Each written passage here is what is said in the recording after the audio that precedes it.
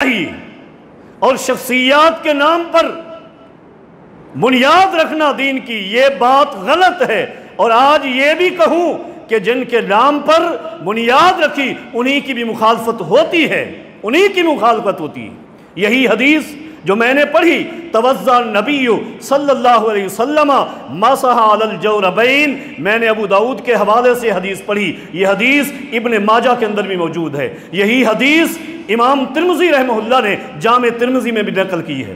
جائیے جامع ترمذی اٹھائیے، یہ حدیث پڑھیے، حدیث کا نمبر 99 ہے، 99 نمبر حدیث امام ترمذی رحمہ اللہ نے حدیث ذکر کی مغیرہ بن شعبہ سے، وہی راوی ہے، وہی صحابی ہے۔ توضأ النبی، نبی علیہ الصلوۃ والسلام نے وضو فرمایا اور مسح علی الجوربین، اپنے جرابوں پر مسح کیا۔ اس کے بعد امام ترمذی رحمہ اللہ، جو لوگ درس و تدریس سے منسلک ہیں ان سے پوچھیں، امام ترمذی رحمہ اللہ جب بھی کوئی حدیث ذکر کرتے ہیں اس کے بعد علماء کے جو مذاہب ہوتے ہیں، اقوال ہوتے ہیں، ان کو بھی ذکر کرتے ہیں، یہ ان کی عادت ہے۔ علماء کے اقوال ذکر کرتے گئے امام ترمذی اس حدیث کو ذکر کرنے کے بعد آخر میں ایک عظیم بات نقل کرتے ہیں، توجہ سے سنیے گا۔ امام ترمذی رحمہ اللہ اپنی سند سے نقل کرتے ہیں، فرماتے ہیں لوگو سمعت صالح بن محمد الترمذی، میں نے اپنے استاد صالح بن محمد الترمذی رحمہ اللہ سے سنا، میرے استاد نے فرمایا سمعت ابا مقاتل السمرقندی، میں نے اپنے استاد ابو مقاتل السمرقندی سے سنا۔ استاد نے کیا فرمایا؟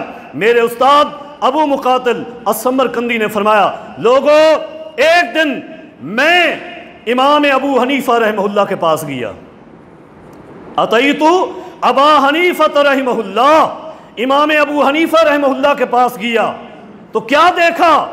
کب گیا؟ فرماتے ہیں فی مرضہ الذی مات فی، میں اس وقت گیا جب امام ابو حنیفہ رحمہ اللہ بیمار تھے، جب کیا تھے؟ بیمار تھے، اور بیماری بھی وہ تھی جس بیماری میں امام صاحب فوت ہو گئے تھے رحمہ اللہ۔ فرماتے ہیں اس بیماری میں ان کے پاس پہنچا، کون؟ ابو مقاتل السمرقندی، نام یاد رکھیے گا۔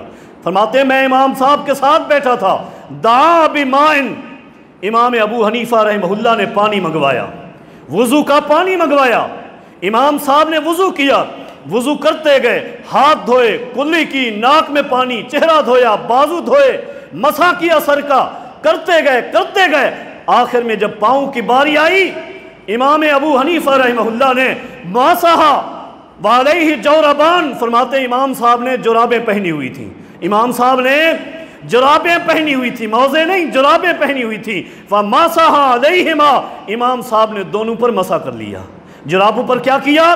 مسح کیا۔ بھول گئے؟ نہیں، بھولے نہیں۔ ایک بات اللہ کے پیغمبر کی کبھی ایک عالم تک پہنچتی ہے، کبھی نہیں پہنچتی، اس میں کوئی اعتراض نہیں ہے۔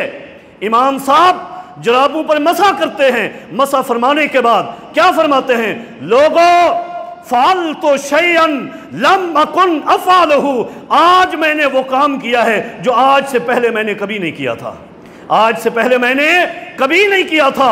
کیا کام ہے؟ امام صاحب فرماتے ہیں مسحت علی الجوربین، میں نے آج جرابوں پر مسح کیا ہے، آج سے پہلے میں جرابوں پر مسح نہیں کرتا تھا۔ کون ہے؟ امام ابو حنیفہ رحمہ اللہ، اللہ کی ہزاروں کروڑوں رحمتیں نازل ہوں امام ابو حنیفہ رحمہ اللہ پر۔ کیوں؟ آپ کا مذہب تھا اذا صح الحدیث فہو مذہبی، جب کو صحیح حدیث مل جائے، امام صاحب فرماتے میرا وہی مذہب ہے۔ امام صاحب کو حدیث مل گئی، تصدیق ہو گئی کہ اللہ کے پیغمبر نے، آپ کے صحابہ نے جرابوں پر مسح کیا، اس لیے امام صاحب نے بھی آج جرابوں پر مسح کیا ہے، ورنہ آج سے پہلے جرابوں پر امام صاحب مسح نہیں کرتے تھے، موضوع پر مسح کرتے تھے اور موضوع پر مسح کے قائل تھے۔ لیکن آج حدیث ملی، حدیث کے مل جانے کے بعد امام صاحب رحمہ اللہ نے کیا کیا؟ جرابوں پر مسح کیا۔ حضرات شاید کوئی کہے کہ اپنی کتاب کی بات کر گیا، نہیں، میں اس کتاب کی بھی بات کروں گا، نام لینا اگرچہ غلط ہے، پھر مجبوری ہے، کہہ دینا پڑے گا۔ معروف کتاب فقہ کی ہدایہ میں خود لکھا وَعَنْهُ أَنَّهُ رَجَعَ إِلَىٰ قَوْلِهِمَا، ایک وقت آیا امام ابو حنیفہ رحمہ اللہ اپنے زندگی کے آخری ایام میں اپنے پہلے قول کو چھوڑ کر دوسرے قول वो कौल जो इमाम अबू यूसुफ का था, इमाम मोहम्मद बिन हसन शैबानी इनके दोनों शागिर्द हैं, उनका कौल ये था कि जुराबों पर मसा हो सकता है। इमाम साहब फरमाते थे नहीं नहीं, लेकिन ज़िंदगी के आखिरी अदवार में इमाम साहब ने अपने कौल को छोड़ा। क्यों? इसलिए कि हदीस मिल गई और हदीस पर अमल किया, जुराबों पर मसा किया। कब किया था? कब किया? मैं नहीं कहता, उसी किताब के हाशिए में देखिए दो कौल मिलेंगे।